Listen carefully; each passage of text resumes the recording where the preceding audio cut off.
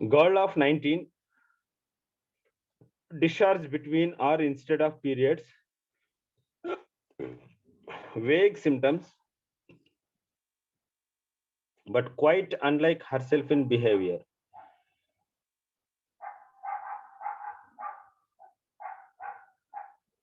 Vaccinated once 18 months ago and had very high temperature and ill for 14 days.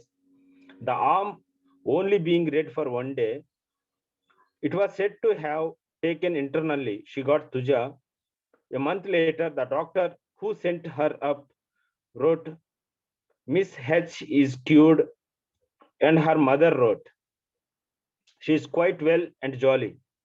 She had been so unlike herself in her behavior to me that I had wondered if it were the vaccination. So ఇక్కడ మనకంతా Burnett తన ఎక్స్పీరియన్స్లు చెప్తూ వస్తున్నాడు. వ్యాక్సినేషన్కి సంబంధించిన effects అన్ని చెప్తూ వస్తూ ఉన్నాడు. మనం నిన్న మొన్నను ఒక పాయింట్ చెప్పుకున్నాం, మంచి పాయింట్ చెప్పుకున్నాం. కాజిటివ్ ఫ్యాక్టర్గా దేన్ని సెలెక్ట్ చేసుకోవాలి అని అనేది, పాజిటివ్ ఫ్యాక్టర్గా దేన్ని సెలెక్ట్ చేసుకోవాలి అనేది ఒక చిన్న కేసు తోటి తేల్చేసాడు. బట్ బాగా గుర్తుపెట్టుకోండి, అది వ్యాక్సినోసిస్ వేసుకున్న తర్వాత పష్యూల్స్ వచ్చాయి. పష్యూల్స్ని నువ్వు రాంగ్గా ట్రీట్ చేసావు. ఆ పష్యూల్స్ సప్రెస్ అయిపోయి ఎపిలెప్సీ కింద టర్న్ అయింది. ఇప్పుడు కాజిటివ్ ఫ్యాక్టర్స్గా నువ్వు జనరాలిటీస్లోకి వెళ్తే సప్రెస్డ్ స్కిన్ ఎరప్షన్స్ అనే ఒక రూబ్రిక్ ఉంటుంది. అదే జనరాలిటీస్లో ఎయిల్మెంట్స్ ఫ్రమ్ వ్యాక్సినేషన్ ఉంటుంది. అలానే ఎపిలెప్సీ అనేది ఉంటుంది. ఇప్పుడు ఈ రెండిట్లో మనకి ఇదే ప్రాబ్లం వస్తూ ఉంటుంది. నానా రకాల ట్రీట్మెంట్లు తీసుకొని వస్తూ ఉంటారు కాబట్టి పేషెంట్స్ ఏది పాజిటివ్ ఫ్యాక్టర్గా మనం తీసుకోవాలి, ఏది జరిగిన తర్వాత ఏది వచ్చింది అనేది ఫస్ట్ సీక్వెన్స్ ఆఫ్ ఈవెంట్స్ రాసుకుంటే, వ్యాక్సినోసిస్ ఎఫెక్ట్ నుంచి పష్యూల్స్ వచ్చాయి. అంటే ఏంటి, వ్యాక్సినోసిస్ అనే ఒక స్టేట్ బాడీలో ఏర్పడింది, శరీరం దాన్ని భరించలేకపోయింది. ఆ వ్యాక్సినోసిస్ని దాన్ని భరించలేక ఎడంకాలతో తంతే అది వచ్చి చేతి మీద పష్యూల్గా ఏర్పడింది. తన స్టేట్ మొత్తాన్ని పష్యూల్గా బయటికి రిప్రజెంట్ చేస్తూ కూర్చుంది అది. అవునా? వ్యాక్సినోసిస్ అనే ఒక స్టేట్ అనేది పష్యూల్గా బయటికి తొంగి చూస్తూ ఉంది. నువ్వేం చేసావు, దాన్ని పోనిచ్చేది అలాగ పష్యూల రూపంలో పోతుంది కదా బయటికి, తన గలీజ్ అంతా పోతుంది కదా, వెళ్ళనివ్వకుండా దాన్ని ఆయింట్మెంట్స్ తోటో యాంటీబయాటిక్స్ తోటో స్టెరాయిడ్స్ తోటో దాన్ని సప్రెస్ చేసేసావు, బయటికి వెళ్ళనివ్వాల. ఆల్రెడీ ఉన్న ప్లేస్ నుంచి అక్కడ వైటల్ ఫోర్స్ తన్నేసింది, నువ్వేమో మళ్ళీ బలవంతాన అది అక్కడే ఉండని అన్నట్లు దాన్ని సరిగా ట్రీట్ చేయకుండా దాన్ని లోపలికి నెట్టావు.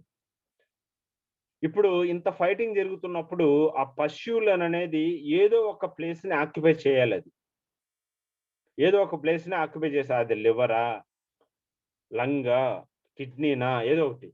ఇది వెళ్ళి బ్రెయిన్ మీద కూర్చుంది.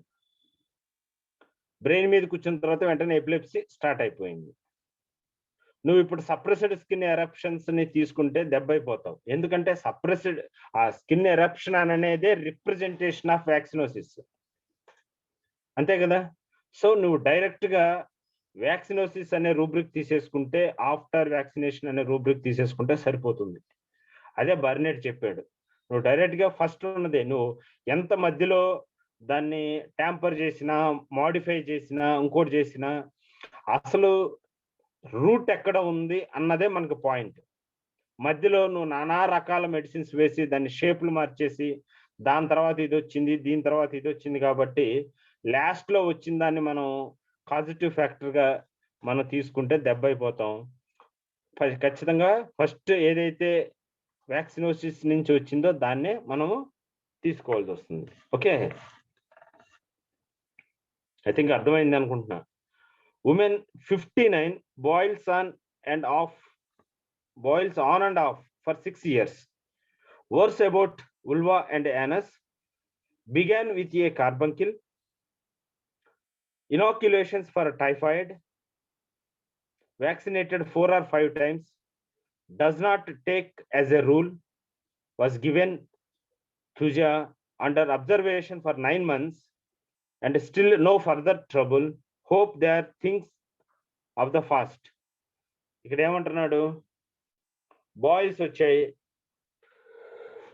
6 years టైఫాయిడ్ వ్యాక్సినేషన్ వేయించుకుంటూ ఉన్నాడు. ఈ టైఫాయిడ్ వ్యాక్సినేషన్ తర్వాత ఇవి పెరిగాయి. ఇక వేరే రూల్స్ ఏమి లేదు. ఇక doesn't take as a rule,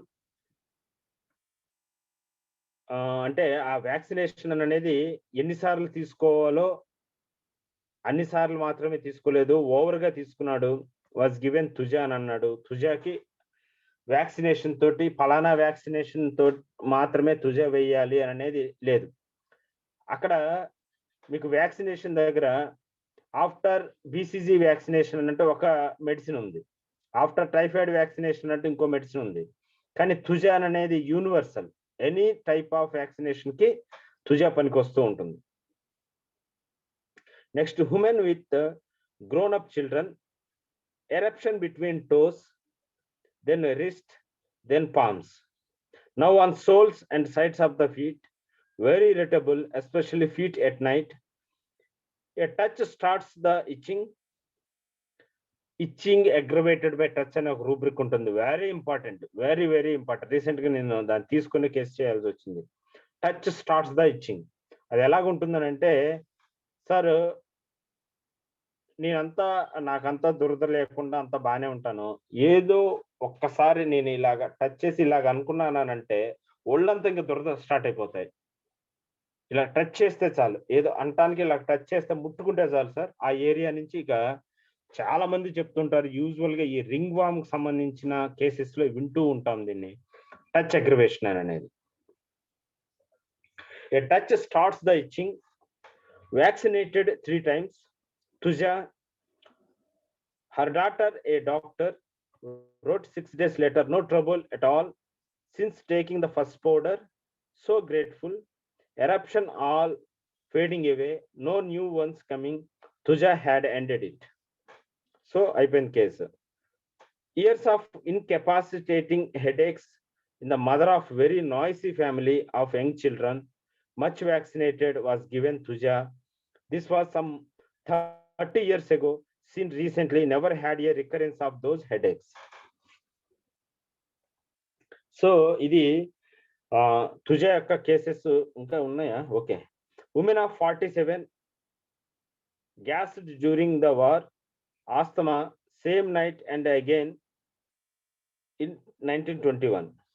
Now 1931, asthma every 2 months or more often, remedies losing effect అంటే రిజల్ట్ ఇవ్వలేదు, ఇఫెక్ట్ ప్లేస్ లో రిజల్ట్ పెట్టుకోండి.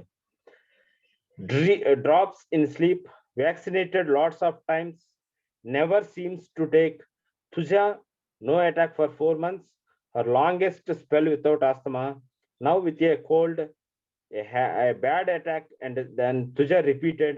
In this case, it was 10 years of asthma at least, every 2 months, practically well for 18 months, only one real attack after 4 months, and 2 slight threatening. So ఈ vaccinated హిస్టరీని పట్టుకొని మన తుజా, ఈ ఇప్పుడుండే kids కి, లేకపోతే మీరు అమెరికాలో ప్రాక్టీస్ చేస్తే ప్రతి కిడ్ కి ఫస్ట్ తుజా ఇచ్చేసి ఆ తర్వాత ట్రీట్మెంట్ స్టార్ట్ చేసుకోవటం best thing. Miss asthma for 7 years, hey fever for 14 years. Hey fever అంటే ఈ సీజనల్ గా ఈ దాన్ని ఏమంటారు, హార్వెస్టింగ్ చేసేటప్పుడు మనకు వచ్చే ఆ గడ్డి, ధూళి, దుమ్ము, పోలెన్స్, వీటన్నిటికి సంబంధించి తుమ్ములు వస్తూ ఉంటే హే ఫీవర్ అని అంటాం. తుమ్ములు వచ్చి దానికి సంబంధించిన జ్వరము, నీళ్లు గారటం, ముక్కులోంచి నీళ్లు గారటం, ఈ సిమ్టమ్స్ అన్ని కనిపిస్తూ ఉంటాయి hay fever. So hay fever for 15 years. Mother has asthma, father had asthma, TB history. Mother side asthma started after a very bad vaccination 7 years previously, had been treated by injections. Thuja, the happy condition of no asthma thereupon lasted a whole year, and the medicine did not need to be repeated for the whole summer. No asthma and no hay fever, and 13 years months later, for a slight return, Thuja was repeated, since when she has remained extraordinarily fit. So successful cases పెట్టాడు కాబట్టి ఇక ఏం లేదు, vaccination basis మీదనే ఇచ్చుకుంటూ వచ్చాడు అన్ని కేసులు. ఇక్కడ చూడండి, టైఫాయిడ్ అన్నాడు, ఆస్తమా అన్నాడు, ఇంకోటి అన్నాడు, పారాలసిస్, ఏదైనా కానీ వ్యాక్సినేషన్ రిజల్ట్ తోటి వచ్చినప్పుడు universal vaccinated, anti vaccinated drug thuja. Next, వి boy of 3 years says, comes as mentally deficient, very dirty, incontinence of stool and urine by night, ate a dog's feces. At the children's hospital, the mother was told, you can't replace brains. He will never be normal. Was vaccinated and did not take. Done again at 9 months. Mother had also, before his birth, a filthy discharge, gonorrheal discharge, another indication for Thuja. So ఈ filthy discharge birth అయిన తర్వాత ఒక indication అయితే, వాడికి 9 months అప్పుడు vaccination వేయించడం ఒక indication. So he was, అంటే ఈ గనోరియల్ డిశ్చార్జ్ అని అంటున్నాడు చూసారా, ఈ గనోరియల్ డిశ్చార్జ్ నుంచి కూడా తుజా ఒక one of the remedy. He was given thuja with almost miraculous results. Already 4 weeks later, wonderfully better, wonderfully different, understands what you say, talks, getting fatter, sleeps better, very observant, asks what's that, had a birthday party 4 days ago and was as normal as anybody. Mother says the great Ormond Street doctor said, you can't replace brains, but you have another month. Plays about the room and chatters. When this mother calls him to have his coat on, says, just a minute, mummy. But of course, this was not a real case of mental deficiency, merely arrested development. No longer arrested, thanks to Hahnemann, Burnett, and Thuja. ఇక్కడ చూడండి, మనం కొంతమంది పిల్లల్ని చూస్తూ ఉంటాము, after vaccination కానీ after delivery కానీ ఏదైనా, వాళ్ళు ఇన్ఫాన్సీ అంటే ఎంబ్రియో వరకు చక్కగా గ్రోత్ ఉంటుంది. వన్స్ దే కేమ్ అవుట్, వాళ్ళు ఇలాగ మెంటల్ డెఫిషియన్సీగా మారుతూ ఉంటారు. మెంటల్లీ రిటార్డెడ్ అంటే ఈ దాన్ని ఏమంటారు, డౌన్ సిండ్రోమ్ కేసెస్ ఇవన్నీ ఉంటాయి. ఒక్కసారి వాళ్ళ బ్రెయిన్ గ్రోత్ ఆగిపోతుంది, మైక్రోసెఫాలస్ గా ఉండిపోతుంది. కానీ ఇక్కడ హోమియోపతిలో ఇచ్చిన కేసులను బట్టి మనము అది డెఫిషియన్సీ అక్కడ వరకు ఫ్యాకల్టీస్ అంతా బాగానే ఉన్నాయి, కానీ దాని గ్రోత్ ని ఏదో ఆపింది అన్నది తెలుసుకొని మెడిసిన్ ఇవ్వటం మంచిది. సో దీన్ని బట్టి ఏమో అర్థమవుతుందంటే, మనం డౌన్ సిండ్రోమ్ అనే కేసులు, ADHD అనే కేసులు విచ్చలవిడిగా చేసుకోవచ్చు, ఇబ్బంది లేదు. విచ్చలవిడిగా మనం ఇది అలోపతిక్ ప్రకారం ఈ డౌన్ సిండ్రోమ్, ADHD కేసులు ఇన్క్యూరబుల్, వాళ్ళని ఎవరు మార్చలేరు అని అంటాం. సో ఈ వ్యాక్సినేషన్ ఎఫెక్ట్ నుంచి బ్రెయిన్ ఫంక్షన్ పూర్తిగా మాయమైపోకుండా ఆగిపోయి ఉండటం, దాని తర్వాత తుజ ఇవ్వటం, మళ్ళీ అది డెవలప్ అవటం స్టార్ట్ చేయటం, ఇలాగ జరిగింది. సో ఇక్కడ అదే చెప్తున్నాడు, it was not a real case of mental deficiency, merely arrested development. Arrested అని అంటే కాసేపు కదలకుండా అలా పట్టుకొని ఉండటం, అది గ్రో కాకుండా పట్టుకొని ఉండటం, బయటకు మాత్రం ఈడియాటిక్ ఎక్స్ప్రెషన్స్ తెలుస్తూ ఉంటాయి. మనకి మెంటల్లీ రిటార్డెడ్ అనే ఒక రూబ్రిక్ ఉంటుంది, రిటార్డేషన్ అని అనేది. అలాగే ఇడియోసి అని అనేది ఒకటి ఉంది. కొత్త రిపర్టరీస్ లో ADHD అనేది కూడా పెట్టాడు. ఓకే, ఇవన్నీ దానికి సంబంధించిన రూబ్రిక్స్ పెట్టండి. But A word of warning, if anyone desires to repeat these experiments, he must remember that he is using a homeopathic remedy whose preparation and posology are absolutely different from the remedies he is in the habit of using. If you desire to produce an effect on a patient, to make him sleep, sweat, vomit, or to dull pain, you must give the dose that will to that extent do violence to his organism. But the remedy of like symptoms is merely a vital stimulus to start in the patient curative reaction, and requires to be given only in the minimal infrequent dose that has been established by 100 years experience as being the most suitable for the purpose. మీరు ప్రతి కేసుకి potentization లేకుండా తుజా ఇచ్చేద్దాం, తుజా కాస్త ఒక మోపు గడ్డి కోసుకొచ్చినట్టు తుజా తీసుకుని వచ్చి ఇచ్చేద్దాం అంటే కుదరదు. అది సిమిలిమం అయి ఉండాలి. అన్ని కేసుల్లోనూ తుజా ఇచ్చేద్దామని అంటే కుదిరే పని కాదు. తుజా తగ్గించే కేసులు మాత్రమే అది అయి ఉంటే మిరాకిల్స్ జరుగుతాయి అని చెప్తూ ఉన్నాడు. You are using cell poisons, and here, according to the School's law, large doses may be lethal, smaller doses inhibit, while smallest doses stimulate. ఇది బాగా గుర్తుపెట్టుకోండి. ఇది ఒక కెమిస్ట్ చెప్పింది, ఆయన బయోకెమిస్ట్ చెప్పిన మాటలు ఇవి. మనకి రాబర్ట్ ఫిలాసఫీలో తగులుతుంది. ఇదే డైలాగు రాబర్ట్ ఫిలాసఫీలో చెప్తారనమాట. You are using cell poisons, and here according to the School's law, large doses may be lethal. అంటే మదర్ టించర్స్ కంటే ఇంకా ఉండే క్రూడ్ ఫార్మ్స్ ఎప్పుడు చంపేస్తాయి మనల్ని. అదే డోస్ని, అదే మెడిసిన్ని స్మాలర్ డోసెస్ లో ఇస్తే ఇన్హిబిట్ చేస్తాయి. అంటే మదర్ టించర్స్ లో ఇస్తే ఫంక్షన్స్ ని ఆపుతాయి, క్యూర్ చేయవు, ఆపుతాయి. అందుకని మదర్ టించర్స్ ఇచ్చినప్పుడు ఈ మెనరోజియా కేసెస్ కానీ ఏ కేసెస్ అయినా సరే మదర్ టించర్స్ ఇచ్చినప్పుడు పార్షియల్ గా టెంపరీగా తగ్గినట్టు అనిపిస్తూ ఉంటుంది. ఎందుకంటే the medium doses, smaller doses inhibit అంటే ఆపేస్తాయి ఫంక్షన్ ని. బట్ వైల్ స్మాలెస్ట్ డోసెస్ మన హోమియోపతిక్ పొటెంటైజేషన్ ప్రాసెస్ లో చేసే మెడిసిన్స్ స్టిమ్యులేట్ చేస్తాయి అని అనేది చెప్తూ ఉన్నాడు. And now a word of warning to homeopaths in regard to thuja. It is not a safe drug in careless or ignorant hands. The Thuja disease, where the remedy is persisted in, may also become chronic. According to Kent, we will quote, ఏదో Kent మనకు చెప్పాడో already మనకు చదువుంటుందని. He says, in regard to Thuja, if you repeat again and again, you will have that which will remain a lifetime.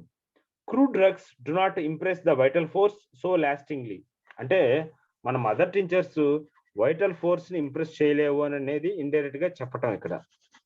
But an individual who is thoroughly sensitive and properly sensitive as contagion, then if you undertake to prove by giving it night and morning, you will rivet upon him a life long miasm.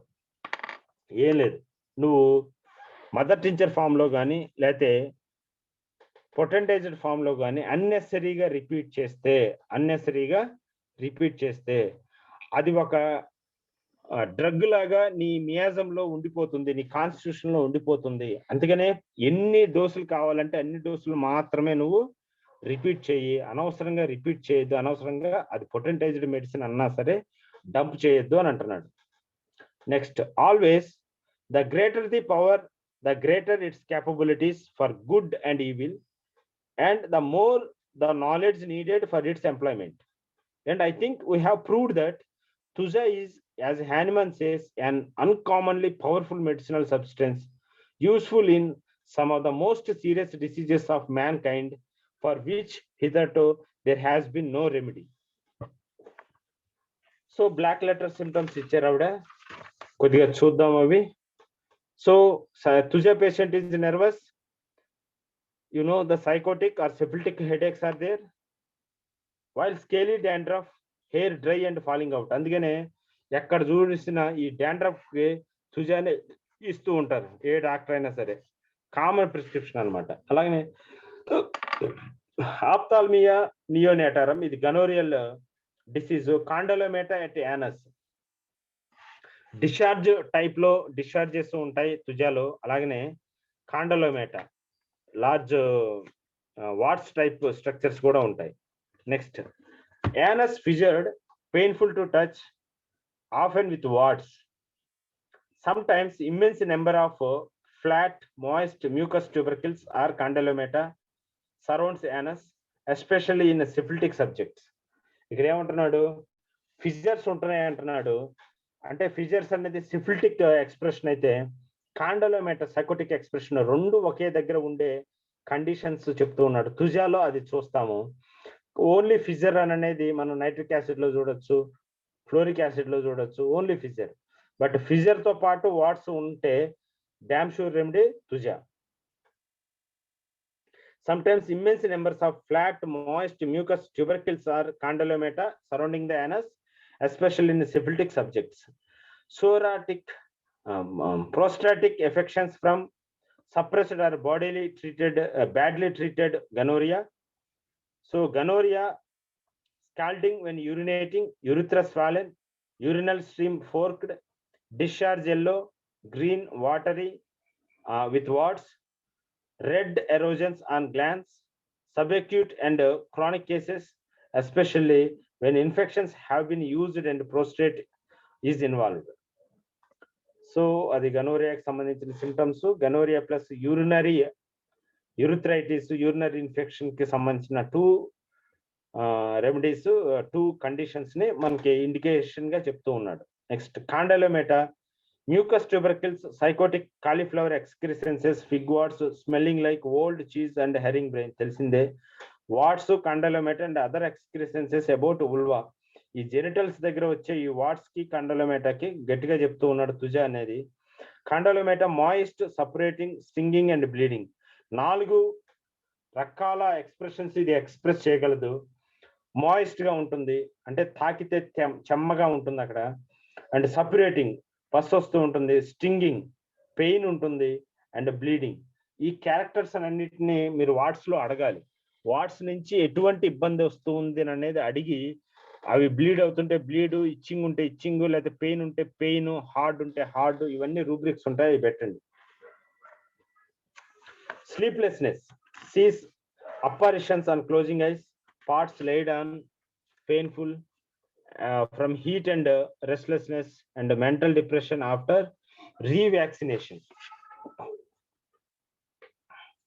ఇదేంటంటే నిద్రపోతే close చేసుకుంటే, నిద్ర కోసం కళ్ళు మూసుకుంటే చాలు దయ్యాలు కనిపిస్తూ ఉంటాయి వాటికి.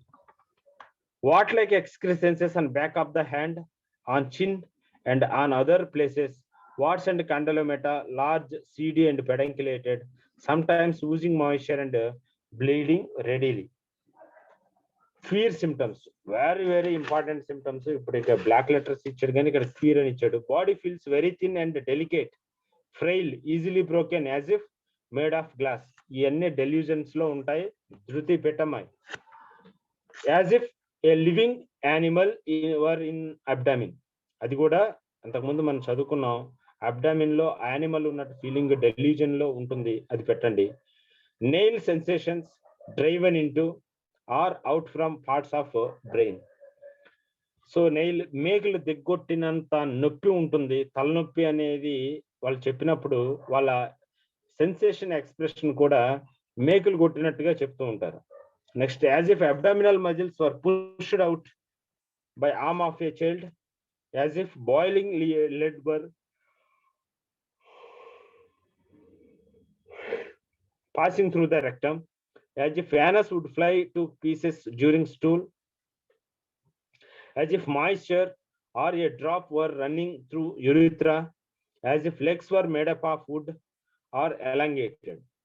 Stinging and stitching pains in various parts of the body, coldness, thorough length of spine in arms, burning scalp, eyes, lids, small of back to between scapula, a scurpless of producing life, nearly unlimited proliferation of pathological vegetations, condylomata, warty, psychotic excrescences, spongy tumors. All morbid manifestations are excessive but appear quietly, so that beginning of diseased state is scarcely known. Rheumatism, ఇవన్నీ మనకి తెలిసినవే. అన్ని కాండలోమేటా అంటున్నాడు, అన్ని morbid expressions అంతా excessive గా ఉంటుంది, psychotic expression కాబట్టి. కానీ ఇక్కడ చూడండి, all morbid manifestations are excessive but appear quietly, so that beginning of disease state is scarcely unknown.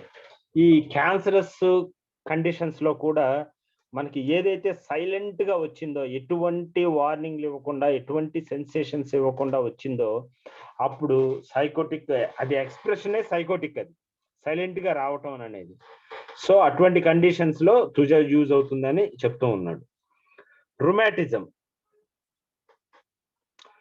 flesh feels beaten off bones, bad effects from vaccination, luxuriant growth of hair and parts otherwise not covered by hair. రెండు రకాలుగా మనం చూడొచ్చు, baldness చూడొచ్చు, కానీ మనకి skin లో hairy part అనే దగ్గర తుజానే ఇస్తాడు. బాగా ఒంటి నిండా బొచ్చు ఉంటే, విపరీతంగా బొచ్చు పెరుగుతూ ఉంటే మనం తుజా ఇవ్వాలి. అంటే దానివల్ల బొచ్చు రాలిపోతుంది అంటే బొచ్చు రాలిపోదు, తుజాని కనిపెట్టడానికి అదొక ఇండికేషన్ మాత్రమే. చాలా మంది వచ్చి చెప్తూ ఉంటారు, మెడిసిన్ ఇస్తే బొచ్చు రాలిపోతుందా అంటే వెంట్రుకలు రాలిపోతాయా, ఈ పీసీఓడి కండిషన్స్ లో మీసాలు గడ్డాలు వచ్చేస్తుంటాయి అమ్మాయిల్లో, ఇవన్నీ రాలిపోతూ ఉంటాయా. కానీ రీసెంట్ గా ఒక కేసు చేశాను, ఇలాగనే పీసీఓడి కేసెస్ లో ఆవిడకి అంత ఈ బర్డ్ హెయిర్ వచ్చేసింది. ఆవిడేదో షేవ్ చేసుకుంటూ ఉంటారు, దాన్ని ఏదో మేనేజ్ చేసుకుంటూ ఉంటారు, కానీ చాలా బాధపడుతూ ఉన్నారు. మెడిసిన్ ఇచ్చిన తర్వాత మెన్సెస్ రెగ్యులర్ అయ్యాయి. మెన్సెస్ రెగ్యులర్ అయితే మరి హెయిర్ కూడా పడిపోవాలి అని అనేది ఆవిడ ఇంటెన్షన్. కానీ హెయిర్ ఎలా మారింది అని అంటే, ఇది వరకు ఒక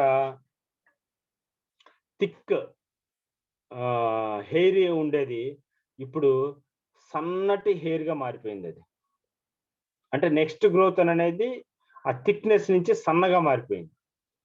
అది యూజువల్ గా వాళ్ళు ఎక్కడైతే ఈ హెయిర్ థ్రెడ్డింగ్ ఏదో చేయించుకుంటారు కదా, అక్కడికి వెళ్ళి అడిగితే ఇదండి చేంజ్, ఇంతకుముందు బాగా హెయిర్ ఫాలికల్ మందంగా ఉండేది మీది, ఇప్పుడు సన్నగా అయింది, కంటిన్యూ చేసుకోమన్నారు మెడిసిన్. అంటే ఏదో ఒక విధంగా హెయిర్ ఫాల్ ఇలాగ రాలి కిందకి పడిపోదు, కానీ దాని గ్రోత్ అనేది మాత్రం ఎఫెక్ట్ అవుతుంది. థిక్ హెయిర్ కాస్త థిన్ హెయిర్ అయింది అనమాట. Warts condylomata, large seedy pedunculated, sometimes ooze moisture and bleed easily. Actual గా కాండలోమేటా స్ట్రక్చరే డిఫరెంట్ గా ఉంటుంది, వాట్స్ స్ట్రక్చర్ డిఫరెంట్ గా ఉంటుంది, కానీ మనకి రిపర్టరీలో వాట్స్ అండ్ కాండలోమేటా రెండు ఒకే దగ్గర ఇస్తాడనమాట. Eruptions only and covered parts, burn violently after scratching, sweat only on uncovered parts, while covering parts were dry and hot. ఒళ్ళంతా షర్ట్ లోపలంతా వేడిగా తగులుతూ ఉంటే, షర్టు తగలని పార్ట్ అంతా స్వెట్టింగ్ విపరీతంగా ఉంటుంది. అది తుజా యొక్క క్యూర్ సిమ్టమ్. అంటే ఈ సిమ్టమ్స్ ని చాలా జాగ్రత్తగా గుర్తుపెట్టుకోవాలి, క్యూర్ సిమ్టమ్ ని. సో మనకి తుజా కెంట్ అయిపోయింది, టైలర్ అయిపోయింది. నేను ఇక నుంచి టైలర్ కూడా యాడ్ చేస్తాను. మనం ఏ మెడిసిన్ చదివినా టైలర్ లో కూడా చదువుదాం, ఎందుకంటే కేసెస్ ఇస్తూ ఉన్నారు, కేసెస్ అనేది ఇంపార్టెంట్. కెంట్ చదివినా ఇంకా ఆయన శిష్యురాలే కదా టైలర్, కెంట్ శిష్యురాలే కదా, అది కూడా చదివేద్దాం. ఓకే, బై ఎనీ డౌట్ ఉంటాను మరి.